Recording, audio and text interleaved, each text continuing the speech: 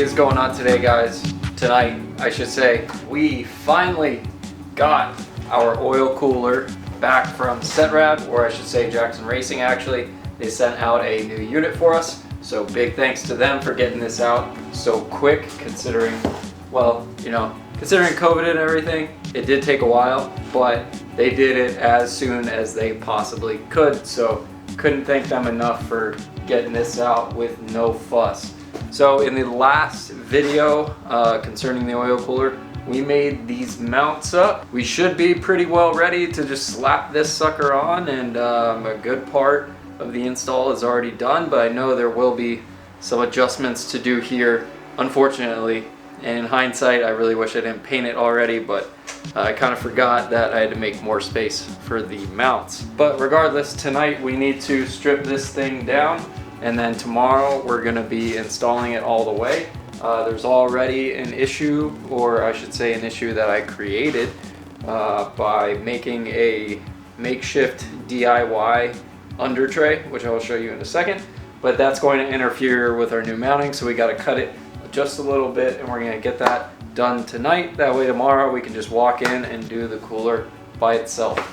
So as you can see, we have the under tray mounted to the bash bar and also the bottom side of the car, the bottommost point, and that's important because if the bash bar does move, all this does is just shear off the back side.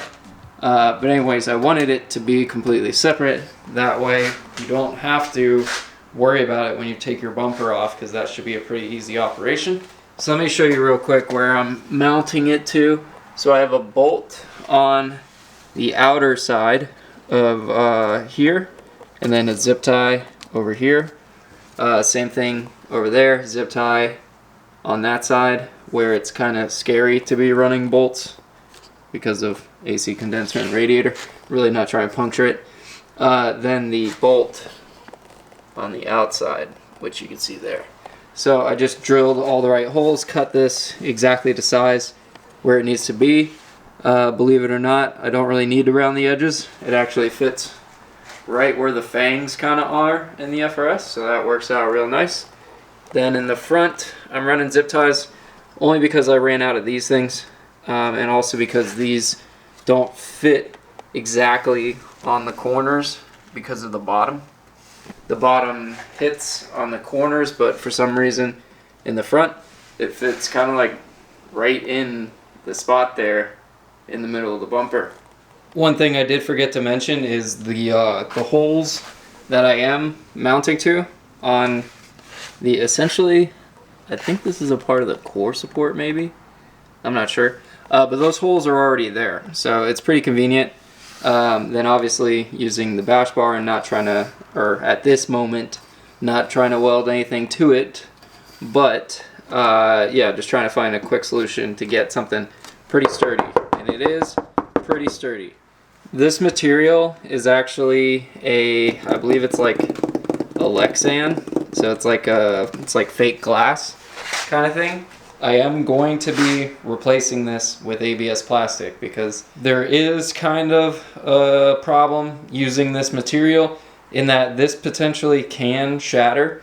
I mean, plastic can shatter too, but I've already experienced, like with a very small piece I was working with, it shattered when it ran out of flex.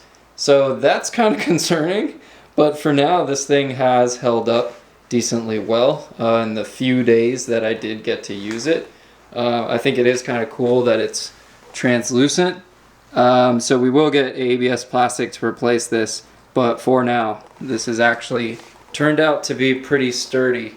You can get this stuff at Home Depot, pretty much Lowe's or anything like that, and this is 0.177 thick, and that is the same thickness I'm going to go for with the ABS plastic, because that was really the test to see what level of thickness do I need in order to really support the area and make sure it's not just like flapping in the wind and making a ton of noise.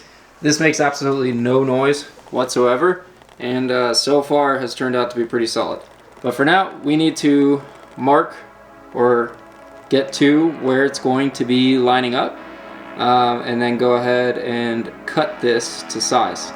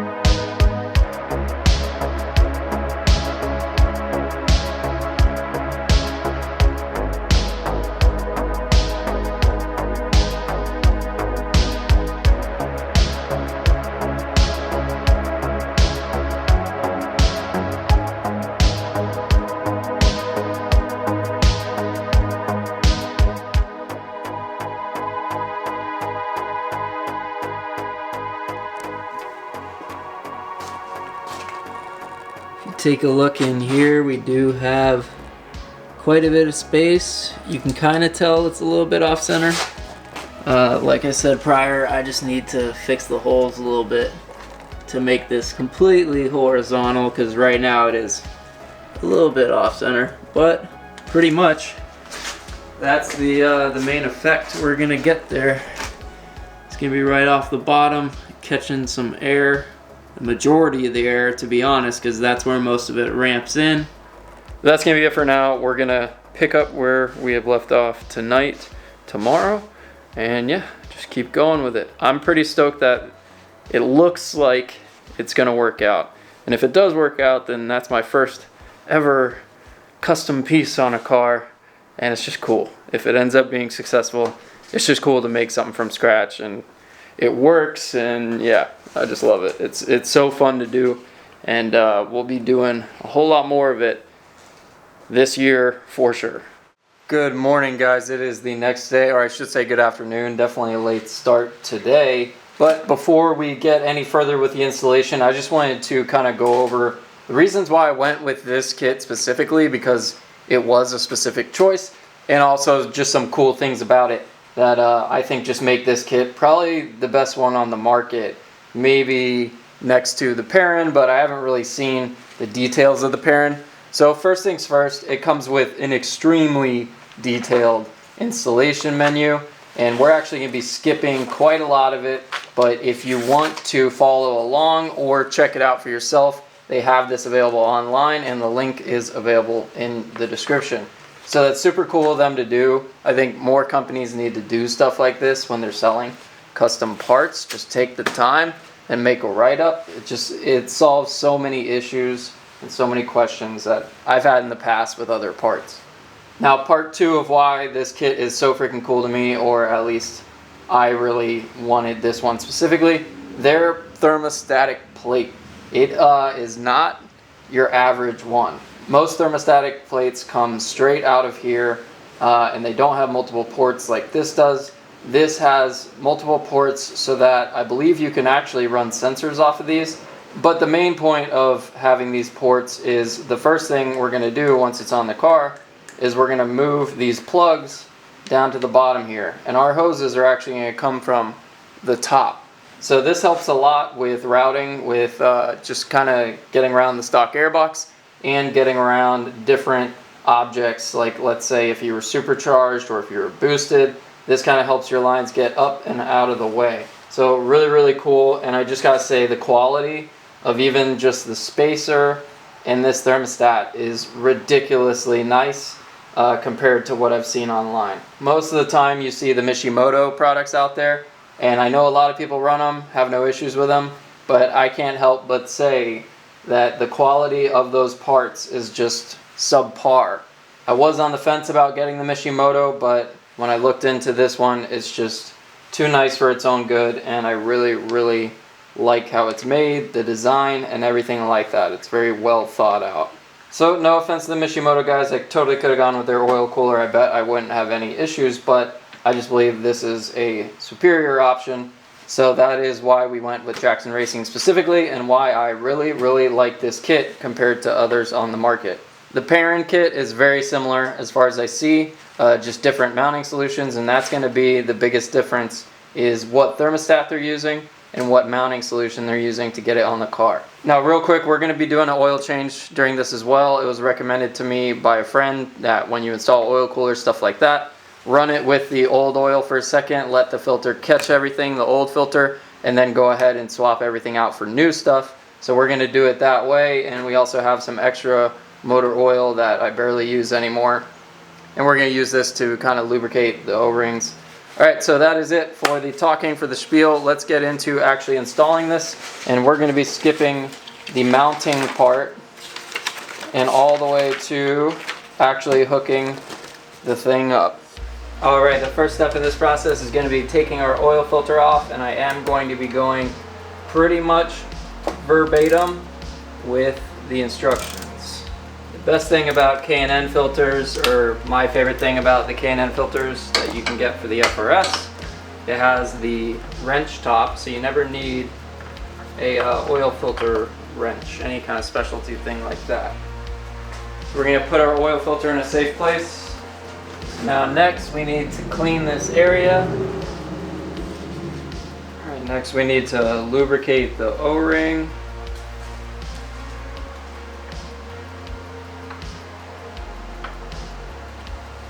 Now we do the same to the O-ring here on the thermostat itself.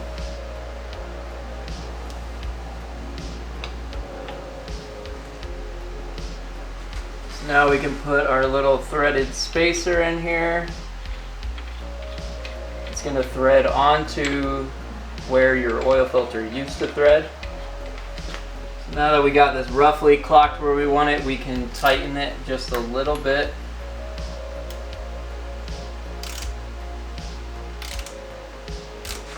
Now we're going to install the fittings, but we're just going to kind of loosely get them on there. And I also did put oil on these O-rings, even though it doesn't say it in the instructions necessarily. It's an O-ring, so. And we might actually need to take these air box off. Kind of lack of foresight on my part. So we're going to tighten these top ones first. These are the 27mm male fittings. We just need to go till they're snug.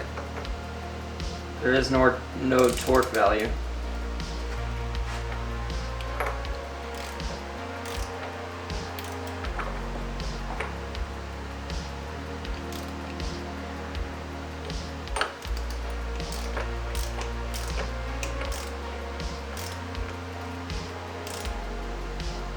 So the next step, we're actually going to be going right to the lines, so we can go ahead and reconnect our air box. And we're actually going to be swapping it out for this epoxy intake. Going to go ahead and do this because this I never really got to use. I only had it on for maybe 1,000 miles or so. But pretty soon here we're not going to be using the stock air box anymore. Another hint to what's coming soon.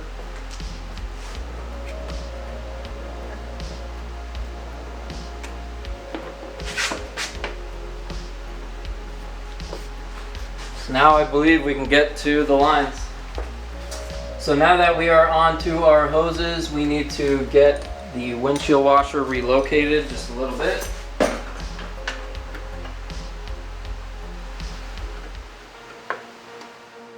Now it is time for some hose routing. This is going to be a little easier than most people here, just because we have the bash bar.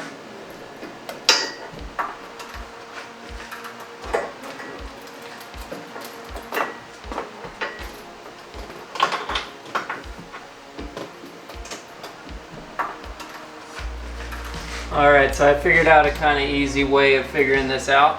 The super curvy one needs to go here because it's supposed to dive under this AC hose, and the not so curvy one is supposed to go on the left side because it goes over, or it's supposed to go over. So they do indeed say to lubricate the male fittings. I'm going to take this small hose out actually, just because this is really tight right now.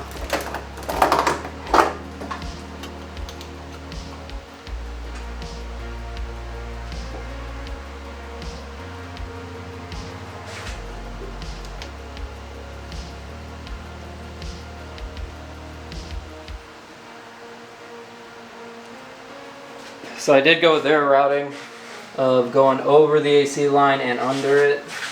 Wish I just had one more of these sharp turns and just dove right under it with it, but obviously they're keeping in mind the stock crash bar, which would be in the way. You would not be able to fit both lines in there. So just something interesting with our case here. So now let's go ahead and loosely attach it on the bottom.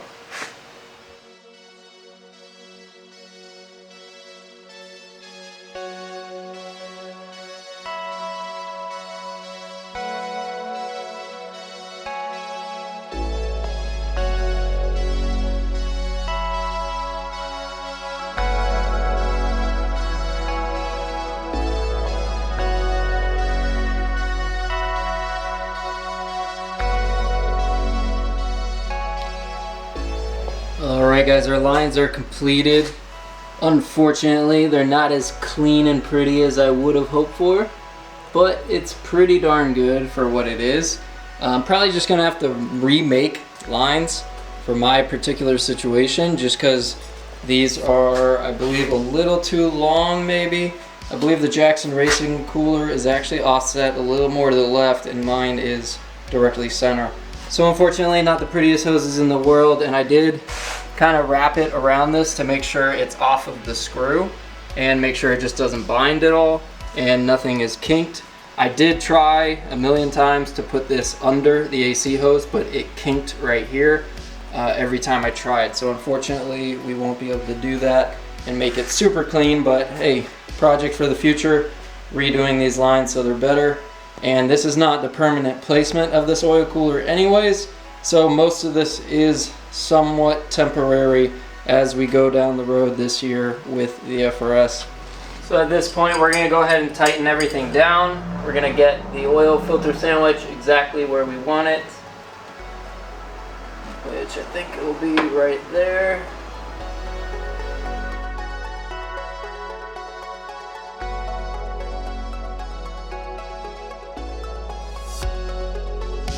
Alright, so I think at this point all we have left to do is start the car. The filter is on. Everything seems like it's tight. I really hope everything is tight. We're about to find out.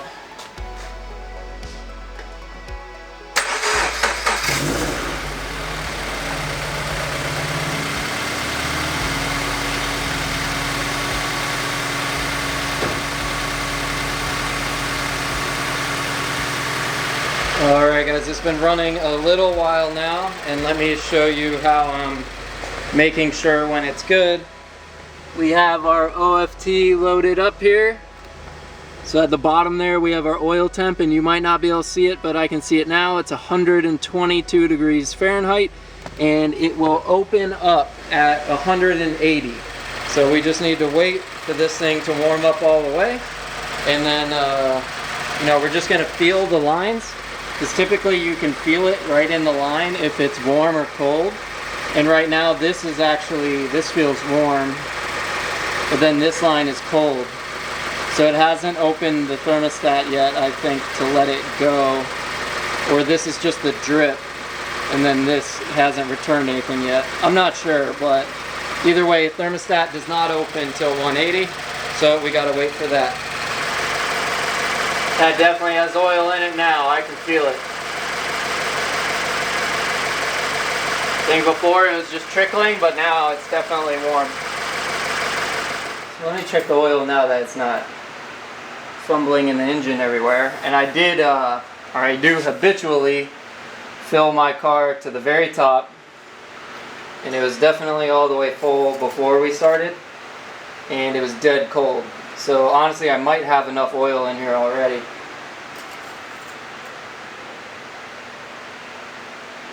Or the exact opposite.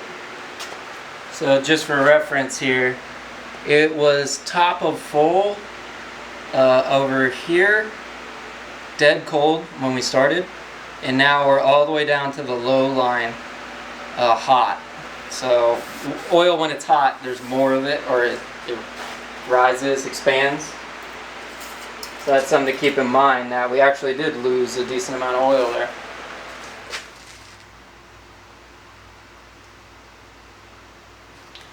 Alright, so I think we're pretty well good here. Let's take her for a test rip, and I'm totally not going to put my front bumper on because I really don't feel like it right now, and we still have to change the oil, which we're going to do tomorrow, I just decided, because I'm lazy, and I've also spent nearly the entire day on this. But I'm super stoked with it.